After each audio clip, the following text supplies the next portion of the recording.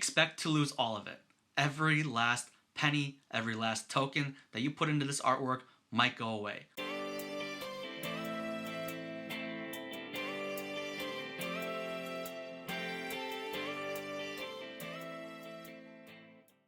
Hey everyone, welcome back to Adam Theory, where we talk about startups, investing, and life in general. Today, I want to talk more about NFTs and do more of a deep dive and best practices for beginners in the space. I've been deep in the NFT space for about 5 weeks now, and I've been up way later than I should have been, more nights than I can count. I've fallen in love with NFTs for a lot of reasons, one of them being I think it has a great synergy with my own startup, Yonder. I think there's a lot of utility in the space, but this video is going to focus on people that just want to start collecting art and maybe even treat it as a way to turn it into an investment that they can flip later for profit. Before I jump into the specifics and the best practices, I think it's important to say one thing. When you're first starting out, find art from artists that you just truly like. Don't have to find anything that you think you're going to be able to flip for 100x, just find something that is aesthetically pleasing to you. Buy a piece that you simply enjoy. Find something that is affordable, that you can learn the ropes with, and that you'll be happy owning forever if you have to. You never know, that artist could blow up in popularity overnight, so it could be a great investment, but at a minimum, it should be something that you don't find appalling if you have to have it in your wallet forever. Your first piece should simply be something you own because you like the art. Okay, with that out of the way, let's jump into some of the best practices that I've learned in my 5-week deep dive into the NFT space. Now, a disclaimer, I'm no expert and I've made plenty of mistakes, so take my information with a grain of salt. My first piece of advice is to not FOMO in. Be patient. Just like trading stocks or crypto, wait for an entry. If you find a project that you like, it might make sense to wait for the secondary market to buy. And when I say secondary market, I mean places like OpenSea. You don't get to gamble for the rare ones like you would if you were to mint directly from the website, but you might avoid some volatility on the fees that are associated with minting on the day of, because ETH can be pretty volatile in how much you need to spend to get a launch day mint. If you're patient, you might be able to find a piece that someone's impatiently flipping because they feel it's not rare enough. But if it's a project that you believe in, which I'm going to dive deeper into later, you might get something that's a steal at a floor price. So you might be gambling, but it could be a long-term success for you.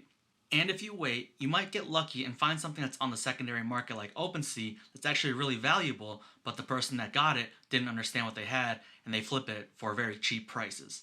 If you FOMO and you don't know what you're doing, you could lose a lot of money on gas fees or failed transactions, and if you have a small wallet, it could be the difference between having a piece of artwork and having no money left to buy even your first one.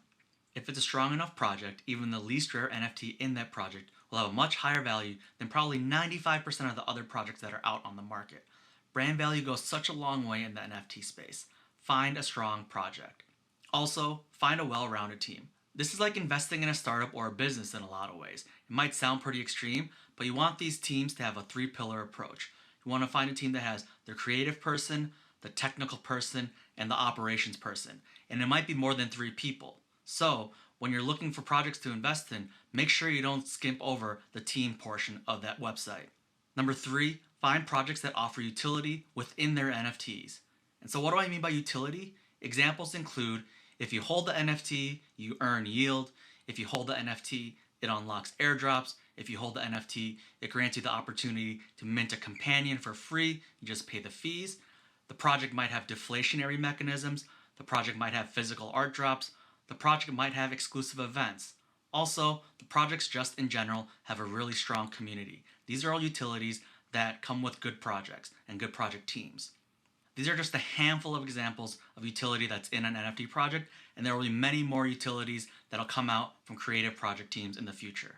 Hint, I think I'm working on one for my own startup myself. Number 4, don't invest if you need to have liquidity available immediately.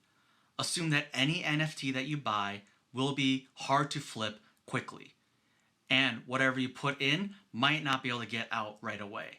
And so there might be an opportunity for you to buy something that might be a pretty big investment, and you might have to hold on to that for quite a while, because unlike the stock market or the crypto market, there isn't a buyer that's available 24/7. You might be holding on to that item for a very long time before you find a willing purchaser on the other side. Number 5, expect to lose all of it. Every last penny, every last token that you put into this artwork might go away. So you need to understand that when you go into NFT space. Don't invest something you can't afford to lose. If you think that crypto is high risk and high reward, well, think of NFTs to be a few notches above that, if not many notches above. So if you put money into the NFT space, just consider it to be a write-off and be lucky to find any type of return on your investment. The truth is, maybe the top 2% of people are actually being profitable, while 98% of the people are losing money. Number 6, find a project with a cause. A lot of these projects have charities or other causes that they support. Find one that is doing good work with a portion of their profits. It's a win-win. Invest in some NFTs, find some art that you can collect, and support some good causes. And number 7, like the art. I started with this and I'm going to end with this. Just find something that you think is pleasing to your eye. First and foremost, if you don't like the art, don't buy it. There's a high probability you'll be stuck with it for a long time, if not forever. Even if it is rare and valuable, someone might not buy it. So if that's the case, it might as well be something that you enjoy showing others. Okay, I think I'm going to stop the video here. This isn't fully baked out, of course. There are other things to consider, but it's a very good starting point for a beginner. If you enjoy the content, be sure to leave a like, hit the subscribe button, and turn on notifications. I hope you all have a good morning, afternoon, or evening, wherever you are. I appreciate each and every one of you for joining me on Adam Theory. Stay curious, ask questions, and build your own theory. Thanks.